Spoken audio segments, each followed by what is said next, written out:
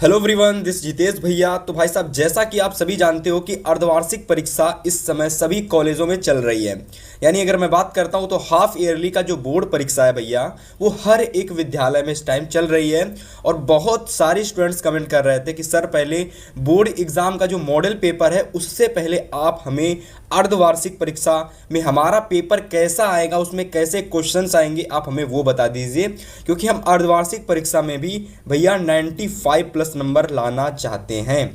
तो देखो, आज के इस क्लास के अंदर हम लोग डिस्कस करने वाले हैं विज्ञान, जो हमारा विज्ञान है ना। तो विज्ञान सब्जेक्ट का one of the most important अर्धवार्षिक परीक्षा का पेपर। देखिए मेरे प्यारे साथी, इसमें आप सभी लोगों को अर्धवार्षिक परीक्षा से जुड़ी सारी जानकारी दी जाएगी कि आपका विज्ञान का पेपर आपके स्कूल में कैसा आएगा, ठीक है, उसमें कैसे कैसे क्वेश्चंस आएंगे, सब कुछ आपको इस क्लास में बताने वाले हैं। देखो, आपका जो पेपर होगा भाई, सिंपल वही चीज़ होगी कि ये पेपर भी आपको 3 घंटे 15 मिनट में आपको समाप्त करना पड़ेगा। पूर्णांक भी आपका 70 नंबर का रहने वाला है। इसके बाद अगर मैं बात करता हूँ तो ये जो 3 घंटे 15 मिनट है ना, इसमें जो आपको ये 15 मिनट मिलेंगे, ठीक है, जो आप सभी लोगों को ये 15 मिनट मिलेंगे, इसमें सभी के सभी विद्यार्थियों को है ना प्रश्न पत्र भैया अच्छे से पढ़ना है कि इस पूरे प्रश्न पत्र में हमारा कौन कौन सा क्वेश्चंस पूछा गया है और कौन कौन सा क्वेश्चंस है जो हमको आता है। तो हम तो आपको पहले से ही क्वेश्चंस बता दे रहे हैं, तो जितने भी क्वेश्चंस हम आपको बताते हैं भैया, सारे क्वेश्चंस अच्छे से नोट कर लेना। और चलो बात करते हैं भैया, यहाँ पर देखो निर्देश दे रखा है। अगर मैं निर्देश की बात करता हूं तो देखो, निर्देश हमारे 3 दे रखे हैं। सबसे पहला निर्देश है कि यह प्रश्न पत्र आपका 2 खंड में विभाजित है। यानी ये दो पूरा प्रश्न पत्र आपका रहने वाला है, ये आपका 2 खंडों में विभाजित है। पहला खंड आ है जिसमें हमारे 20 अंक के भैया बहुविकल्पी प्रश्न पूछे गए हैं, ठीक है। सबसे पहला खंड आ रहने वाला है जिसमें हमारे 20 अंक के बहुविकल्पी क्वेश्चंस हैं। खंड बा रहने वाला हमारा दूसरा खंड जिसमें हमारे 50 अंक के वर्णनात्मक क्वेश्चंस रहने वाले हैं। तो चलो भाई, अब मैं आपको बताने वाला हूं इस पूरे पेपर के जितने भी इंपॉर्टेंट क्वेश्चंस हैं, है ना, जिनको आपको नोट करना है पेपर से पहले। और अर्धवार्षिक परीक्षा यानी हाफ ईयरली जो आपका बोर्ड एग्जाम होगा, उसमें ये सारे क्वेश्चंस आपको एकदम डायरेक्ट देखने को मिलने वाले हैं, ठीक है। तो चलो सबसे पहले हम डिस्कस करेंगे हमारे पेपर का खंड आ, ठीक है। चलो सभी लोग एकदम वीडियो को लाइक कर देना, जिन्होंने अभी तक क्लास को लाइक शेयर नहीं किया शेयर कर देना भैया। तो चलो बात करते हैं सबसे पहले की। देखिए, अगर मैं सबसे पहले बहुविकल्पी क्वेश्चंस की बात करता हूं तो भैया यह आपके पेपर में है ना, बोर्ड पेपर की तरह ही 20 आपके पूछे जाएंगे, ठीक है। और इसमें से मैं आपको बायोलॉजी, फिजिक्स के, केमिस्ट्री के सारे क्वेश्चंस आपको बताने वाला हूं। देखो भैया, सबसे पहले हमारा उपखंड का आएगा, है ना। यानी इसमें अगर मैं बात करता हूं तो इसमें आपकी पूछी गई है केमिस्ट्री, ठीक है। इसमें आपकी क्या पूछी गई, तो इसमें आपकी पूछी गई है केमिस्ट्री। तो चलो भाई, सबसे पहले हम डिस्कस करेंगे जितने भी आपके केमिस्ट्री के इंपॉर्टेंट क्वेश्चंस हैं, वो सारे क्वेश्चंस अब आपको बताएंगे। चलो भाई, सबसे पहला क्वेश्चन देखो। सबसे पहला क्वेश्चन कह रहा है कि Fe2O3 + 2Al, ये दोनों आपस में, देखिए ये दोनों ही अभिकारक आपस में क्रिया करके Al2O3 और Fe बना लेते हैं, ठीक है। अब देखो, मैं आपको एक चीज़ बताता हूँ कि आपकी जो भी रिएक्शन होगी ना, सबसे पहले उस रिएक्शन को आपको देखना और पढ़ना है। देखो यहाँ पर आपका क्या हो रहा है कि जो Fe यानी ये जो फेरस ऑक्साइड है, ये एल्युमिनियम से क्रिया कर ले रहा है और आपका बना ले रहा है एल्युमिनियम ऑक्साइड, और फेरस आपका बाहर निकल जा रहा है। देखो, एक चीज़ समझने का प्रयास करना, ये जो आपका फेरस है ये कम अभिक्रियाशील है, ये जो एल्युमिनियम है ये अधिक अभिक्रियाशील है। तो ये जो अधिक अभिक्रियाशील अभिकारक एल्युमिनियम है, ये कम अभिक्रियाशील अभिकारक फेरस को उसके विलयन से यानी Fe को उसके विलयन से हटा देगा और स्वयं उसके विलयन में समाहित हो जाएगा। तो जैसा कि आप यहाँ देख सकते हो कि Al2O3 आप लोग कह सकते हो कि ऑक्सीजन के साथ मिल गया है और Fe आपका कह सकते हो कि बाहर निकल गया, यानी एल्युमिनियम ने Fe को विस्थापित कर दिया। क्या कर दिया? विस्थापित कर दिया है।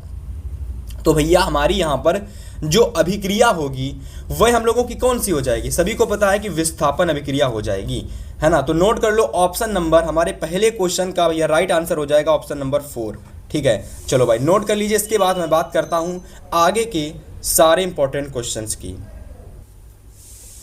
चलिए भैया, इसके बाद अगर हम बात करते हैं आगे के सारे क्वेश्चंस की, ठीक है। तो देखिए, जितने भी क्वेश्चंस आज की इस क्लास में हम डिस्कस करने वाले हैं वो सारे क्वेश्चंस आपकी परीक्षा के लिए काफ़ी इंपॉर्टेंट हैं। तो अगर मैं बात करता हूँ अपने सेकंड क्वेश्चंस की, तो क्वेश्चंस हमारा यहाँ पर भी अभिक्रिया से रिलेटेड है, यानी यहाँ पर भी हमारी एक रिएक्शन पूछी गई है। और जो आपके कह सकते हो कि साइंस का जो पेपर होगा जिसमें हमारी केमिस्ट्री पूछी जाएगी, वहाँ पर आपको अधिक से अधिक रिएक्शन वाले क्वेश्चंस देखने को मिलने वाले हैं। तो सेकंड नंबर क्वेश्चंस कह रहा है कि दी गई अभिक्रिया किस प्रकार की है। देखो यहाँ पर हमारा कह सकते हो कि SO2, ठीक है, सल्फर डाइऑक्साइड हमारी जो है वो हाइड्रोजन सल्फेट से क्रिया करती है, यानी H2S से क्रिया करती है, और यहाँ पर हमारा H2O बन जाता है, और आप लोग कह सकते हो कि जो हमारा सल्फर है ये हमारा बाहर निकल जा रहा है। तो देखो यहाँ पर क्या हो रहा है, मैं आपको सिंपल से कर दे रहा हूँ, बता दे रहा हूँ कि आपसे पूछा जा रहा है इस क्रिया में अपचायक कौन सा है। अपचायक मतलब कि आपसे पूछा जा रहा है कि यहाँ पर आप लोगों को अपचायक कौन सा है। तो राइट आंसर इसका अगर मैं बात करता हूँ इस रासायनिक अभिक्रिया का, तो वह हो जाएगा आप लोगों को यहाँ से, ठीक है, अगर मैं राइट आंसर की बात करता हूँ तो यहाँ से आप लोगों को H2S क्लिक कर लेना है, यानी राइट आंसर आपका हो जाएगा हाइड्रोजन सल्फाइड। अब देखो यहाँ पर ये हाइड्रोजन सल्फाइड क्यों होगा, देखो जो हमारा H2S होता है भैया, ये आपका अपचायक होता है, और ये अभिकारक के साथ यानी SO2 अभिकारक के साथ क्रिया कर रहा था, जहाँ पर ये हाइड्रोजन यानी H2O यानी जल बना रहा था और सल्फर आपका बाहर निकल रहा था, ठीक है। तो इस क्वेश्चंस को अभी आप नोट कर लेना, ये क्वेश्चंस आपके बोर्ड परीक्षा में भाई आपके अर्धवार्षिक परीक्षा में भाई ये देखने को मिलने वाला है। इसके बाद यदि मैं क्वेश्चन नंबर तीसरे की बात करता हूँ, जो हमारा अगला क्वेश्चन रहने वाला है, वह हमारा क्वेश्चन है, कह रहा है कि ठंडे तनु अम्ल के साथ, कह रहा कि किसकी क्रिया से हाइड्रोजन गैस बनती है। यानी कि अगर मैं बात करता हूँ हमारे पास कोई अम्ल है, कोई हमारे पास एसिड है ना, हमारे पास कोई अम्ल है और वह अम्ल हमारा ठंडा है ना। तो कह रहा है कि जब हम कभी किसी ठंडे अम्ल के साथ किस धातु की क्रिया कराते हैं कि हाइड्रोजन गैस बनती है। तो यहाँ पर आप लोग हमेशा याद रखना कि हम लोग यहाँ पर जो धातु का इस्तेमाल करते हुए हमारी जस्ता होती है। तो राइट आंसर आपका हो जाएगा जस्ता, यानी जिंक धातु की जब क्रिया हम लोग ठंडे तनु अम्ल के साथ कराते हैं भैया, ऐसी कंडीशन में हमेशा याद रखना है कि हमारी जो H2 गैस होती है, हाइड्रोजन गैस होती है, आपकी निकलती है। तो राइट आंसर आपका हो जाएगा जस्ता, ठीक है। चलो बात करते हैं क्वेश्चन नंबर 4 की। क्वेश्चन नंबर हमारा अगला है, क्वेश्चन नंबर 4 है, कह रहा है कि निम्न में से कौन सा कार्बनिक यौगिक असंतृप्त है। तो हमको यहाँ पर इस क्वेश्चन में बताना है कि कौन सा हमारा जो कार्बनिक यौगिक है वह हमारा असंतृप्त है। देखो मैं आपको एक चीज़ क्लियर कर देता हूँ कि जो कार्बनिक यौगिक होते हैं वो दो तरीके से होते हैं। एक तो होते हैं संतृप्त कार्बनिक यौगिक, ठीक है भाई, और एक होते हैं असंतृप्त, ठीक है, एक होते हैं असंतृप्त। और अगर मैं संतृप्त कार्बनिक यौगिकों की बात करता हूँ तो जिनमें भी क्रिया कार्बन और कार्बन के बीच में सिंगल बॉन्डिंग होती है, यानी सिंगल आबंध पाया जाता है, उसको हम लोग संतृप्त हाइड्रोकार्बन बोलते हैं, ठीक है। और जिनमें भी कार्बन और कार्बन के बीच में डबल बॉन्डिंग या फिर ट्रिपल बॉन्डिंग पाई जाती है, यानी कि 2 आबंध या तो 3 आबंध पाए जाते हैं, ऐसी कंडीशन में हम कह सकते हैं वह हमारे असंतृप्त हाइड्रोकार्बन होते हैं, ठीक है। तो यहाँ पर हमसे पूछा गया था भैया कि असंतृप्त हाइड्रोकार्बन यानी कि असंतृप्त कार्बनिक यौगिक हमारा इन 4 ऑप्शन में से कौन सा है। तो देखो यहाँ पर हमारा जो राइट आंसर हो जाएगा वह हो जाएगा एथिलीन। अगर मैं एथिलीन की बात करता हूँ तो आप सभी को एक चीज़ पता होगी कि एल्केन होता है, ठीक है, एल्केन होता है ना, एल्कीन होता है, ठीक है, और एल्काइन होता है। और इन तीनों में से भैया सभी विद्यार्थी जानते होंगे कि जो एल्कीन और एल्काइन होते हैं ये हमारे असंतृप्त होते हैं, जो एल्कीन हमारा होता है ये हमारा संतृप्त होता है। और अगर आप एल्कीन को देखोगे तो भैया इसमें ईन आ रहा है और इस एथिलीन में भी ईन आ रहा है, इसी वजह से हमारा right answer number option number 3 हो जाएगा, ठीक है। चलिए नोट कर लीजिए भैया। इसके बाद क्वेश्चन नंबर 5 की बात करते हैं।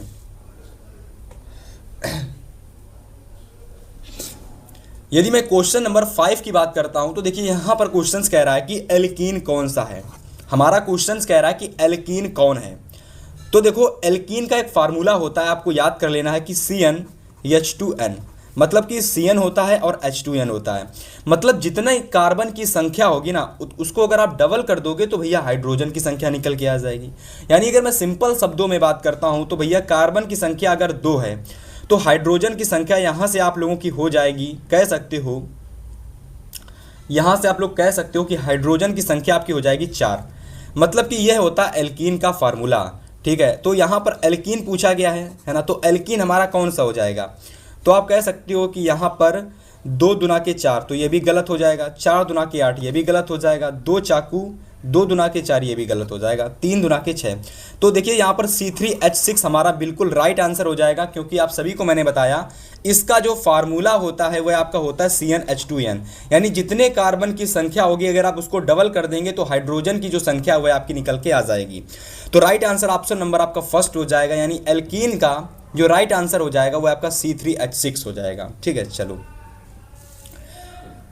इसके बाद देखो क्वेश्चन नंबर 6 को, हमारे अगले क्वेश्चंस को। और यहाँ पर हमसे क्वेश्चंस कह रहा है कि निम्नलिखित में से कौन सा ऊष्मा का कुचालक है। अगर मैं किसी क्वेश्चन में बात करता हूँ कि हमारा कोई है ना, हमारे पास 4 देखिए ऑप्शन दे रखे, मरकरी दे रखा है, मिश्र धातु दे रखा है, लेड दे रखा है, लोहा दे रखा है। हमसे क्वेश्चन में कह रहा है इन 4 में से भैया ऊष्मा का कुचालक कौन सा है।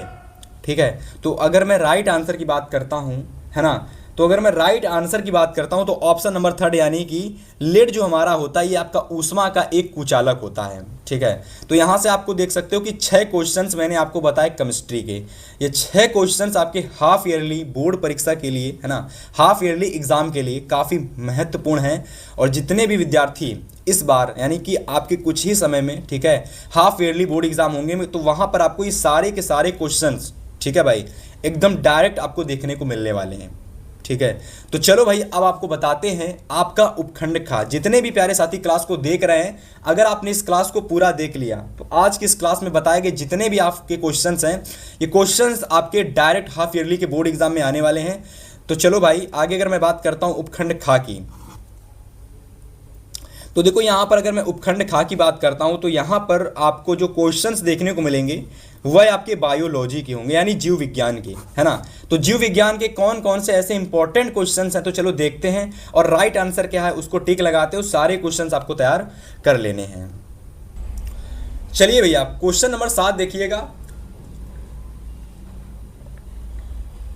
जितने भी प्यारे साथी क्लास को देख रहे हैं भाई क्वेश्चन नंबर 7 देखेंगे और इसको समझेंगे और क्या कह रहा है। देखो क्वेश्चन हमसे कह रहा है कि पादपों में वायु प्रदूषण कम करने वाली प्रक्रिया है। एक चीज मैं आपको क्लियर कर देता हूं कि जितने भी आपके जीव विज्ञान के क्वेश्चंस होंगे है ना, जितने भी आपके बायोलॉजी के क्वेश्चंस होंगे वह सारे क्वेश्चंस आपको चैप्टर नंबर 1 यानी जैव प्रक्रम लाइफ प्रोसेस से देखने को मिलने वाले हैं, यानी चैप्टर नंबर 6 से।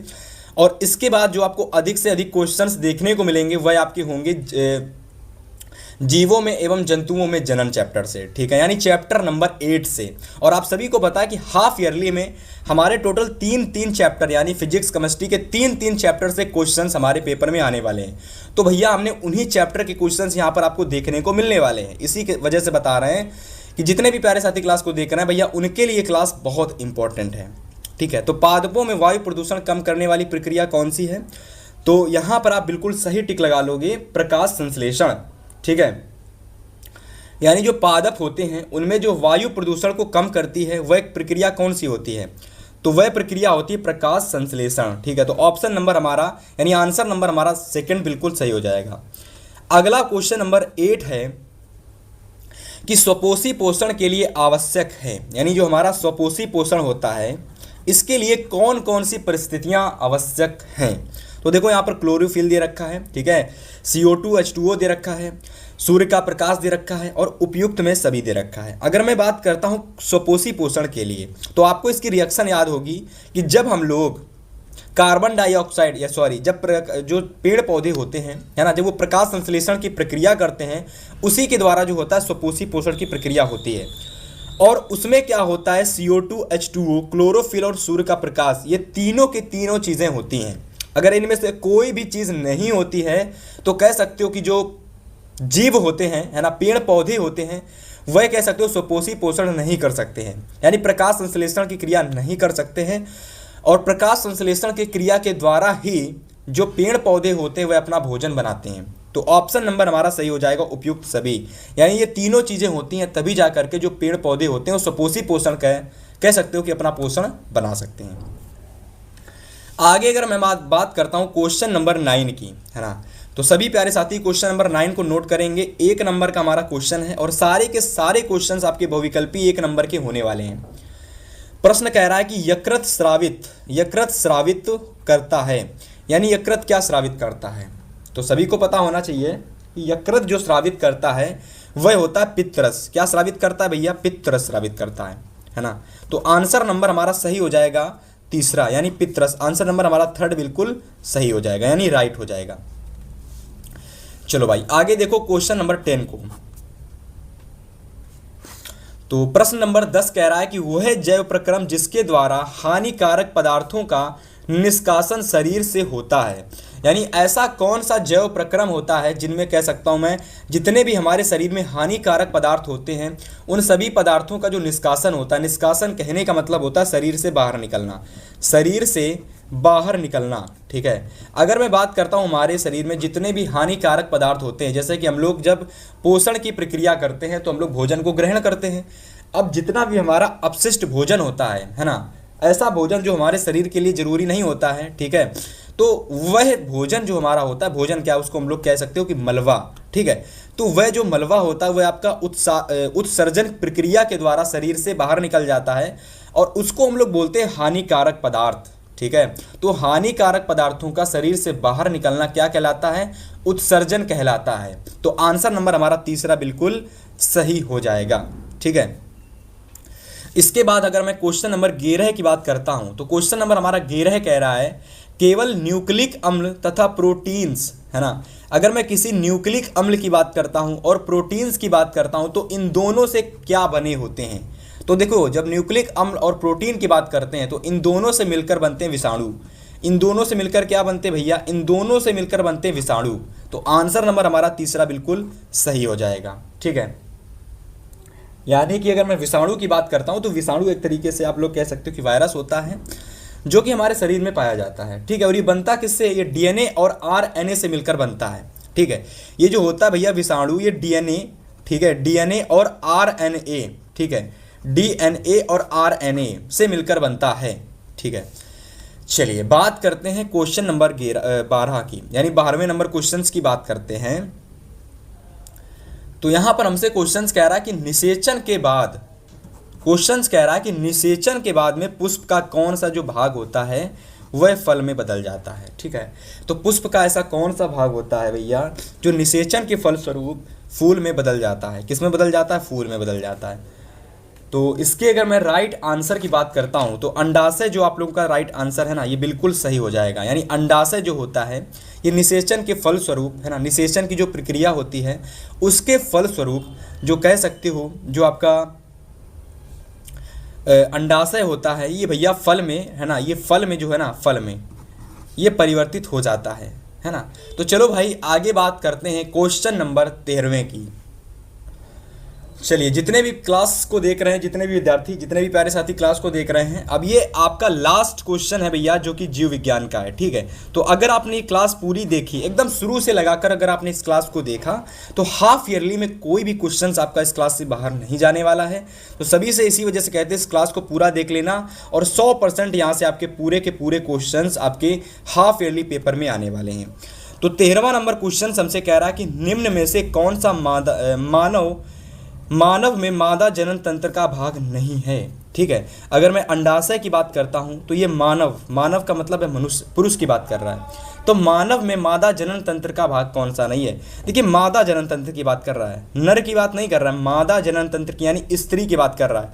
तो देखो, स्त्री में जो शुक्रवाहिका होता है ये आपके स्त्री मादा जनन तंत्र में नहीं पाया जाता है। इसके बाद अगर मैं अंडाशय की बात करता हूँ, गर्भाशय, डिंबवाहिनी, तो ये तीनों के तीनों जो होते हैं स्त्री से संबंधित भाग होते हैं, मादा जनन तंत्र से संबंधित भाग होते हैं। लेकिन जो शुक्रवाहिका होता है ये नर जनन तंत्र से संबंधित आप लोगों का भाग होता है। ठीक है, तो आंसर नंबर हमारा तीसरा बिल्कुल सही हो जाएगा, राइट हो जाएगा। तो इस तरीके से देखिए, जीव विज्ञान के जितने भी आपके इस पेपर में मैंने क्वेश्चंस बताए, और आप सभी को एक चीज़ मैं और क्लियर कर देता हूं कि जितने भी क्लास साथी देख रहे हैं उन सभी से मैं बता देता हूं कि आपके पेपर में 6 क्वेश्चंस आपको लगभग केमिस्ट्री के देखने को मिलेंगे पेपर में। ठीक है, इसके बाद लगभग 7 प्रश्न जो आपको देखने को मिलेंगे वह 7 क्वेश्चंस आपको बायोलॉजी के देखने को मिलेंगे, और 7 क्वेश्चंस जो आपको देखने को मिलेंगे वह आपके होंगे फिजिक्स के। ठीक है, तो केमिस्ट्री के 6 क्वेश्चंस, 7 क्वेश्चंस बायोलॉजी के और 7 क्वेश्चंस आपको फिजिक्स के देखने को मिलने वाले हैं। तो चलो अब मैं आपको डिस्कस करने वाला हूं, यानी अब मैं आपको बताने वाला हूं फिजिक्स के 7 सबसे ज़्यादा महत्वपूर्ण क्वेश्चंस। ठीक है।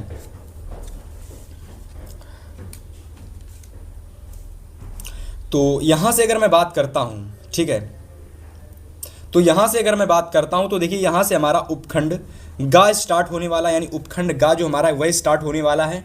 और इस उपखंड गा में हमारे जितने भी क्वेश्चंस आपको देखने को मिलने वाले हैं वह सारे के सारे क्वेश्चंस आपके फिजिक्स के यानी भौतिक विज्ञान के होने वाले हैं। तो देखिए फिजिक्स के जितने भी इंपॉर्टेंट क्वेश्चंस हैं, है ना, वह सारे क्वेश्चंस अब मैं आपको बताने वाला हूं। एक एक करके सारे के सारे क्वेश्चंस आपको एकदम नोट कर लेने हैं और पेपर में जा करके ये सारे क्वेश्चंस आपको एकदम उत्तर में सही कर देना इनका, ठीक है।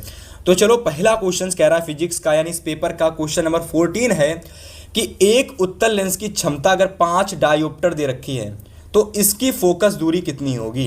तो देखो भैया इस क्वेश्चन को करने से पहले एक फार्मूले को आपको याद कर लेना है। एक फार्मूला होता है P बराबर 1 में F। ये जो P हमारा होता है इसको हम लोग बोलते हैं लेंस की क्षमता। इसको क्या बोलते हैं, इसको बोलते हैं लेंस की क्षमता, ठीक है। और अगर मैं इस F की बात करता हूं तो भैया इसको बोलते हैं फोकस दूरी।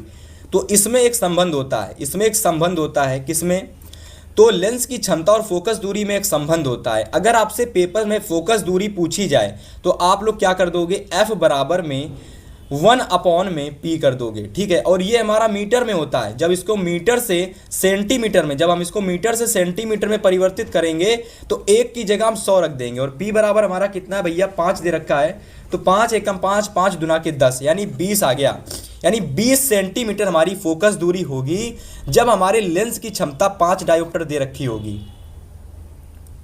तो यहां से हमारा जो राइट आंसर हो जाएगा वह हमारा हो जाएगा आंसर नंबर 3, यानी 20 सेंटीमीटर हमारा बिल्कुल सही आंसर हो जाएगा, ठीक है। आंसर नंबर आप 3 को बिल्कुल सही कर लेंगे।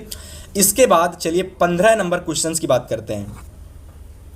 क्वेश्चन नंबर 15 कह रहा है कि दूरदृष्टि दोष के कारण प्रतिबिंब बनता है। अगर मैं दूरदृष्टि दोष की बात करता हूं तो हमेशा याद कर लेना कि अगर दूरदृष्टि दोष की बात की गई है, जो प्रतिबिंब भी बनेगा ना वो दूर ही बनेगा।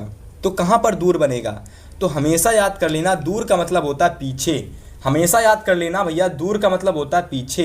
तो कहां पीछे बनेगा, तो रेटिना के पीछे बनेगा। किसके पीछे बनेगा, तो कहेंगे भैया जी रेटिना के पीछे बनेगा। तो दूरदृष्टि दोष के कारण जो प्रतिबिंब बनता है वह दूर बनता है, यानी पीछे बनता है। कहां बनता है, पीछे बनता है। पीछे कहां, किसके पीछे, तो कहोगे रेटिना के पीछे बनता है। ऐसे करके आप ट्रिक के साथ इस प्रश्न को तैयार कर सकते हो, ठीक है। चलो भाई आगे देखो क्वेश्चन नंबर 16वां नंबर क्वेश्चन कह रहा है कि निकट दृष्टि दोष के कारण, है ना, सॉरी, निकट दृष्टि दोष जो होता है हमारा, ठीक है, निकट दृष्टि दोष, ठीक है। अब इस दृष्टि दोष के निवारण के लिए चश्मे में प्रयुक्त करने वाला हमारा कौन सा लेंस है या फिर कौन सा दर्पण है, ठीक है। अगर मैं इसके सही आंसर की बात करता हूं तो देखो याद कर लेना कि जो निकट दृष्टि दोष होता है, जब हम लोग इसको कह सकते हो कि इसके दोष का निवारण करते हैं, तो हमेशा जब आप डॉक्टर यानी जो चिकित्सा वाले लोग होते हैं ना, तो जिस भी व्यक्ति के आंखों में निकट दृष्टि दोष होता है ना, तो वह हमेशा उसको अवतल लेंस का चश्मा देते हैं। कौन से लेंस का, अवतल लेंस का चश्मा देते हैं। तो आंसर नंबर हमारा सेकंड बिल्कुल सही हो जाएगा, यानी निकट दृष्टि दोष के निवारण के लिए हम लोग अवतल लेंस के चश्मे का प्रयोग करते हैं, ठीक है। चलो बात करते हैं क्वेश्चन नंबर 17वें की, यानी हमारे अगले क्वेश्चंस की अगर मैं बात करता हूं तो देखो यहां पर हमारा एक न्यूमेरिकल बेसिस क्वेश्चंस है, यानी न्यूमेरिकल टाइप से क्वेश्चंस पूछा गया है। क्वेश्चंस कह रहा है कि ओम के नियम का सूत्र होता है, यानी सिंपल सा फार्मूला पूछ रहा है। तो सभी लोगों को याद कर लेना है कि जो ओम का नियम का फार्मूला होता है वह आपको क्या होता है, तो आप कहेंगे V बराबर आई आर। आप कहेंगे V बराबर जो होता है I इंटू आर हमारा ओम के नियम का फार्मूला होता है, ठीक है। ये I हमारा एम्पियर होता है, R हमारा प्रतिरोध होता है, यानी I बराबर धारा होता है, R हमारा प्रतिरोध होता है, V हमारा यहाँ पर विभवांतर होता है, ठीक है। तो अगर मैं ओम के नियम के सूत्र की बात करता हूँ तो राइट आंसर आपका हो जाएगा ऑप्शन नंबर 3, ठीक है। चलो भाई इसको बिल्कुल सही कर लो और इसके बाद बात करते हैं आगे के सारे इंपॉर्टेंट क्वेश्चंस की। तो चलिए यहाँ पर देखिए क्वेश्चन नंबर 18 को, अगले क्वेश्चंस को। अगला क्वेश्चन यहाँ पर कह रहा है हीटर का तार बना होता है। तो आप सभी लोगों ने हीटर तो जरूर देखा होगा, है ना। अगर मैं हीटर की बात करता हूँ तो हीटर को जो बाहर आप लोग देख सकते हो वह तो कह सकते हो कि भैया आप कह सकते हो कि हमारा एक पदार्थ लगा होता है जो हीटर के बाहर होता है। लेकिन जब हीटर के अंदर एक जो पदार्थ होता है जो जलता है, जो जलता है ना, वह भैया किसका बना होता है? तो याद कर लेना, वह आप लोगों का जो बना होता है वह नाइक्रोम का होता है। किसका? नाइक्रोम का बना होता है ना, नाइक्रोम का। तो चलिए देखते हैं ऑप्शन और टिक लगाते हैं। तो यहाँ पर देखो आपके 4 ऑप्शन दे रखे हैं, टंगस्टन दे रखा है, पीतल दे रखा है, नाइक्रोम दे रखा है, लोहा दे रखा है। ठीक है, ये आपके 4 ऑप्शन दे रखे हैं। पर अगर मैं सही ऑप्शन पर टिक लगाता हूँ, ठीक है, तो वह हमारा क्या हो जाएगा भैया? वह हमारा बिल्कुल सही हो जाएगा, नाइक्रोम, यानी आंसर नंबर 3 हमारा बिल्कुल सही हो जाएगा। और चलो बात करते हैं क्वेश्चन नंबर 19 की। 19 नंबर हमसे क्वेश्चन कह रहा है कि किलोवाट घंटा मात्रक किसका है? ठीक है यदि मैं किलोवाट घंटा की बात करता हूं तो यह भैया हम सभी को याद कर लेना है कि यह हमारा विद्युत ऊर्जा का मात्रक होता है। किसका? विद्युत ऊर्जा का मात्रक होता है। ठीक है, चलो आगे देखो क्वेश्चन नंबर 20 क्या कह रहा है। तो क्वेश्चन नंबर 20 कह रहा है कि वैद्युत शक्ति का मात्रक क्या होता है? अगर मैं वैद्युत शक्ति, जो हम लोग P जिसको डिनोट करते हैं, इसको हम लोग P से डिनोट करते हैं। अगर मैं वैद्युत शक्ति P की बात करता हूं तो इसका जो मात्रक होता है, इसका जो यूनिट होता है, हमेशा याद कर लेना भैया, वह होता है वाट। और वाट को इंग्लिश में W से प्रदर्शित करते हैं। ठीक है, तो राइट आंसर हमारा ऑप्शन नंबर 3 हो जाएगा, यानी W यानी वाट हमारा बिल्कुल राइट आंसर हो जाएगा। ठीक है, इस तरीके से देखो प्यारे साथी, आज की इस क्लास में मैंने आपको इस अर्धवार्षिक परीक्षा से हाफ ईयरली के 20 क्वेश्चंस मैंने आपको बताए, 6 केमिस्ट्री के, 7 बायोलॉजी के, 7 फिजिक्स के। ठीक है, अब ये 20 क्वेश्चंस जिस भी विद्यार्थी ने एकदम अच्छे से तैयार कर लिए हाफ ईयरली के पेपर में ना, ये पूरे के पूरे क्वेश्चंस आपके पेपर में आपको दिखने को मिलने वाले हैं। ठीक है, अब चलो मैं डिस्कस करने वाला हूँ भैया खंडवा। और जिस भी प्यारे साथी को पेपर में कह सकते हो कि हाफ ईयरली में भैया पूरे के पूरे 70 में 70 पेपर करके आना है ना, तो अब यहाँ से आपको वर्णात्मक क्वेश्चंस भी भैया बहुत अच्छे से देखने हैं। और वर्णात्मक क्वेश्चंस आपके पेपर में 50 नंबर के पूछे जाते हैं। कितने नंबर के? 50 नंबर, यानी 50 मार्क्स के पूछे जाते हैं। ठीक है, तो चलो भैया एक एक करके सारे क्वेश्चंस, यानी सारे महत्वपूर्ण क्वेश्चंस को आपको बताएंगे। और इन सभी क्वेश्चंस के साथ साथ आपको बताएंगे कि इन क्वेश्चंस को आपको कैसे तैयार करना है। ठीक है, चलो भाई, सबसे पहला प्रश्न देखो, कह रहा है कि निम्न पदों का वर्णन कीजिए तथा प्रत्येक का एक एक उदाहरण भी दीजिए। अगर आप लोगों ने इन दोनों प्रश्नों को कर लिया तो 2-2 नंबर, यानी 2 + 2 = 4 नंबर का क्वेश्चन आपका फिक्स, और 100% ये क्वेश्चंस आपके पेपर में आने वाला है ना। सॉरी, कह सकते हो कि अर्धवार्षिक में ये पूछा गया है। ठीक है, और ये क्वेश्चंस भी आपके पेपर में भैया आएगा। तो अगर मैं संचारण की बात करता हूं तो इसको तैयार कर लेना, विकृत गंधिता को तैयार कर लेना। ठीक है, और ये 2 नंबर का और ये 2 नंबर का आपका पूछा जाएगा। कुछ नहीं करना, इस क्वेश्चन का स्क्रीनशॉट ले लेना है और डायरेक्ट जा करके जो गूगल में आपको क्या करना है, डायरेक्ट गूगल में जा करके आपको इस क्वेश्चन को सर्च कर लेना है। ठीक है, इस पूरी इमेज का स्क्रीनशॉट ले लेना है और इस क्वेश्चंस को जा करके गूगल में सर्च कर लेना है। AI करके एक फंक्शन आ गया है भैया गूगल में, वहाँ से इस क्वेश्चंस का आपको आंसर मिल जाएगा, जहाँ से इस क्वेश्चंस को आप तैयार कर लेना, नोट कर लेना और पेपर से पहले तैयार करके चले जाना। इसके बाद अगर मैं क्वेश्चन नंबर 2 की बात करता हूँ, जिसको आपको नोट करना है, और केमिस्ट्री हमारी चल रही है, यानी रासायनिक विज्ञान के हम सारे के सारे क्वेश्चंस को डिस्कस कर रहे हैं। तो 2nd क्वेश्चन कह रहा है कि निम्न अभिक्रियाओं के लिए संतुलित समीकरण लिखिएगा, है ना। देखो भैया, संतुलित समीकरण एकदम 100% पूछा जाने वाला प्रश्न है, 100% पूछा जाने वाला प्रश्न है। और अगर मैं संतुलित रासायनिक समीकरण की बात करता हूं तो देखो सिंपल है भैया कि कुछ इस तरीके की आपके पेपर में रिएक्शन दे रखी होंगी। तो सबसे पहले इन रिएक्शन को आपको क्या करना है कि आपको रासायनिक समीकरण यानी सूत्र, यानी कि कह सकते हो कि इसको सबसे पहले इसको आप लोग रासायनिक समीकरण में परिवर्तित करेंगे और इसके बाद आप क्या करेंगे, इन क्वेश्चंस के यानी इन समीकरण को आप लोग कह सकते हो कि बैलेंस यानी कि संतुलित करोगे। अगर जिस भी प्यारे साथी को कुछ भी समझ में नहीं आ रहा है कि संतुलित कैसे करना है, ठीक है, तो देखो सबसे पहले आपको इस क्वेश्चन का स्क्रीनशॉट ले लेना है और गूगल में जाकर के सर्च कर लेना है और इनको एकदम पहले तैयार कर लेना है, ठीक है। और इसके बाद आपको यूट्यूब पर आकर के हमने एक वीडियो बनाई है कि आप सभी को क्या करना है कि संतुलित रासायनिक समीकरण को कैसे बैलेंस करना है, उसको देख लेना है। तो चलो भाई, अब देखो यहाँ से अगर आपने संतुलित रासायनिक समीकरण टॉपिक को एक बार पेपर से पहले तैयार कर लिया तो देखो हाफ ईयरली में तो 100% क्वेश्चन यहाँ से आएगा, लेकिन 101% क्वेश्चंस आपका कह सकते हो कि बोर्ड परीक्षा में आएगा, और बोर्ड परीक्षा हमारे लिए सबसे ज़्यादा जरूरी है और सबसे ज़्यादा कठिन है। ठीक है, तो इसी वजह से संतुलित रासायनिक समीकरण के जितने भी क्वेश्चंस हैं ना, उनको तैयार कर लेना। ये 3 क्वेश्चंस बताता हूँ, इसके बाद मैं एक क्वेश्चंस और दिखाता हूँ संतुलित रासायनिक समीकरण का, इसी पेपर में पूछा गया क्वेश्चंस है, तो चलो उसको देखते हैं। तो चलो भाई यहाँ से देखो, क्वेश्चन नंबर जो हमारा 4, यानी जो हमारी रिएक्शन नंबर 4 है वो हमारी ये है, और यहाँ हमसे कह रहा है कि फास्फोरस क्लोरीन गैस में जल करके फास्फोरस पेंटाक्लोराइड निर्मित करता है, तो इसको तैयार कर लेना। ठीक है, मेरा मतलब है सिंपल है कि आपको संतुलित रासायनिक समीकरण से रिलेटेड जितने भी क्वेश्चंस हैं, जितने भी इंपॉर्टेंट क्वेश्चंस हैं ना भैया, वह सारे क्वेश्चंस आपको एग्जाम से पहले तैयार कर लेने हैं। इसके बाद देखो तीसरा नंबर क्वेश्चंस, अब यह क्वेश्चंस आपका 6 नंबर का आ गया है, यानी जो आपको देखो, सबसे पहले मैं एक चीज़ क्लियर कर देता हूं कि देखो 3 क्वेश्चंस आपको 4-4 नंबर की देखने को मिलेंगे।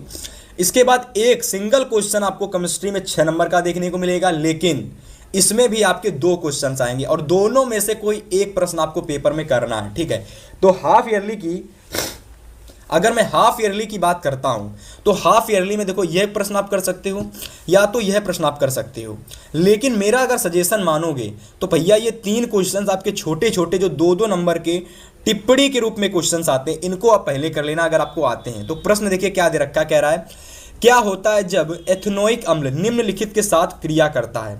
तो देखो जब आप लोगों का एथेनोइक अम्ल होता है, ठीक है अगर मैं एथेनोइक अम्ल की बात करता हूं तो इसको हम लोग बोलते हैं एसिटिक अम्ल, और इसका फार्मूला होता है CH3COOH। ठीक है, इसको हम लोग एथेनोइक अम्ल बोलते हैं। तो एथेनोइक अम्ल जब एथेनॉल से क्रिया करता है तो क्या होता है, जब एथेनोइक अम्ल सोडियम हाइड्रोक्साइड से क्रिया करता है तो क्या होता है, अब जब भैया ये सोडियम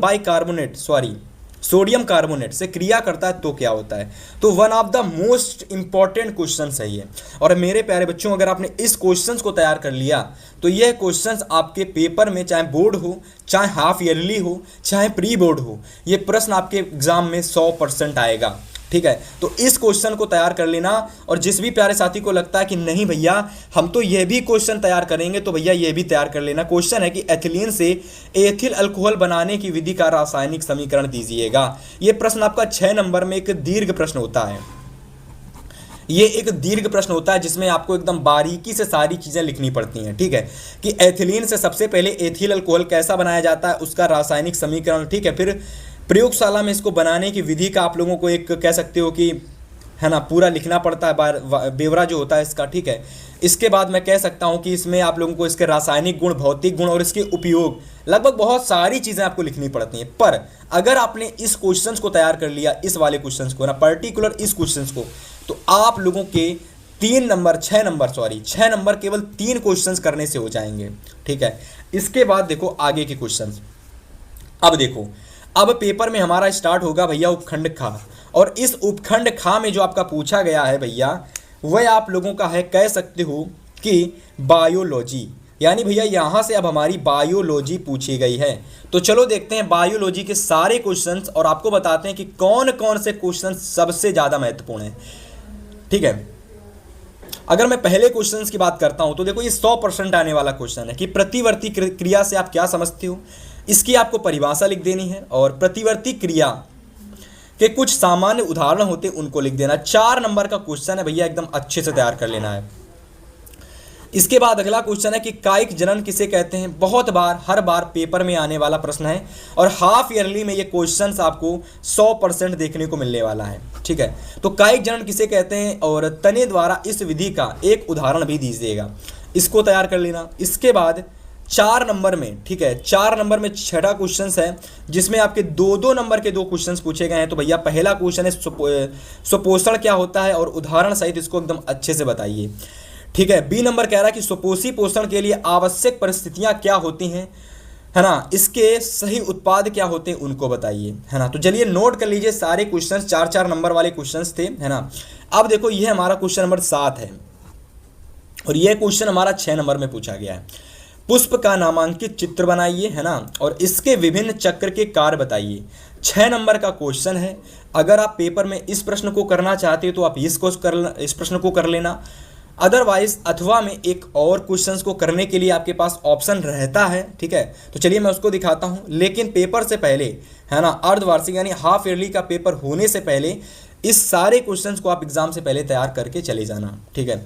तो चलो भैया अथवा में बताया गया क्वेश्चन आपको दिखाते हैं और उसकी बात, तो इसके बाद अगर मैं बात करता हूं, ठीक है, इसके बाद अगर मैं बात करता हूं आगे प्रश्न की, तो देखो अथवा में जो मैंने बात किया था अभी एक क्वेश्चन आपका था, तो अगर आपको वह क्वेश्चन नहीं आता है ना, तो भैया फिर आप लोग इस क्वेश्चन को कर सकते हो कि मेंडल के आनुवांशिकता नियमों की विवेचना कीजिए। और यह क्वेश्चंस मैं आपको बताने की जरूरत नहीं है, आनुवांशिकता एवं जैव विकास चैप्टर का सबसे ज़्यादा पूछे जाने वाला क्वेश्चन है, 100% आने वाला ये क्वेश्चन है भाई।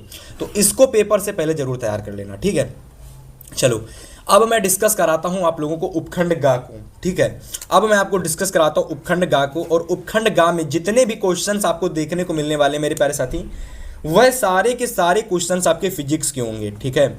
तो फिजिक्स बहुत सारे स्टूडेंट को लग रहा होगा फिजिक्स भाई बहुत कठिन है, फिजिक्स में कैसे कैसे क्वेश्चंस आते हैं।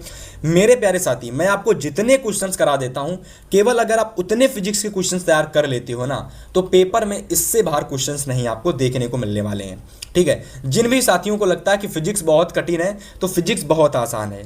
इसमें आपको केवल 3 चीज़ों पर फोकस कर लेना है, तो भैया फिजिक्स का डर समाप्त।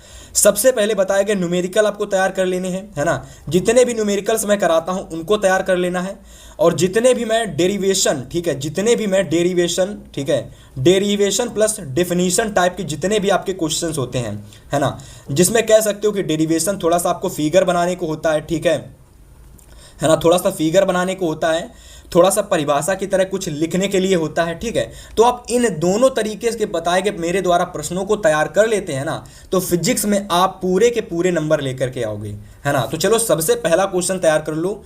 ये न्यूमेरिकल बहुत इंपॉर्टेंट है पेपर के लिए कि एक उत्तल दर्पण की फोकस दूरी आपको 10 सेंटीमीटर दे रखी है ना। तो एक वस्तु इसकी मुख्य अक्ष पर ध्रुव से 20 सेंटीमीटर की दूरी पर रखी जाती है।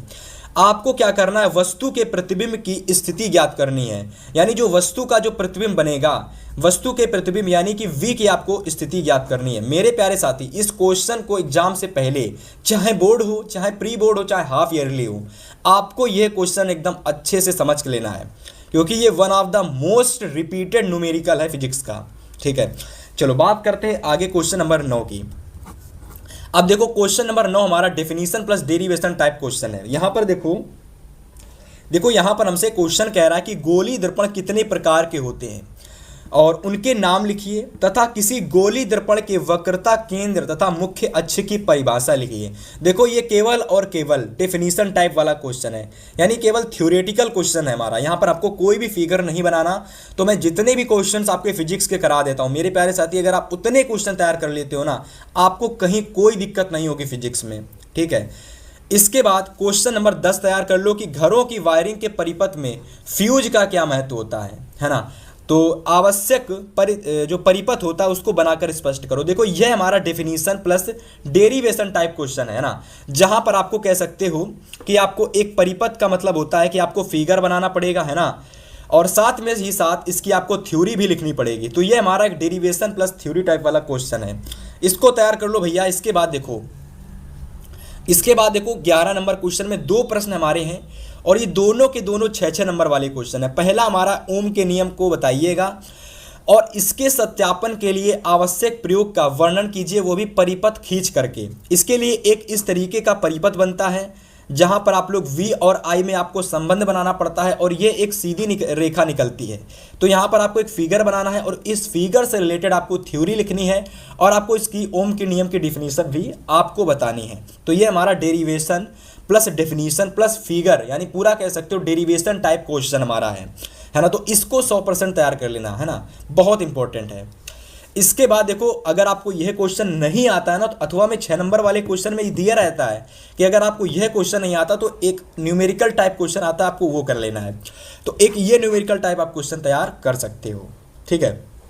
तो इस तरीके से देखो प्यारे साथी, आज की इस क्लास के अंदर मैंने आपको हाफ ईयरली पेपर का एक बड़ा ही मोस्ट इंपॉर्टेंट आपके सामने पेपर बताया, और जिस भी प्यारे साथी ने इस क्लास को पूरा देखा होगा, है ना, मैं गारंटी के साथ कह रहा हूँ यार कि आपको 100% पेपर समझ में आया होगा कि हमारे पेपर में क्वेश्चन कैसे आने वाले हैं। तो अर्धवार्षिक परीक्षा के जितने भी हिंदी, इंग्लिश, जितने भी आपके विज्ञान ऑल सब्जेक्ट के, मैं आपको half yearly, board paper, pre board paper सब कुछ कराने वाला हूँ इस चैनल पर। तो आपको चैनल को सब्सक्राइब करके रख लेना है।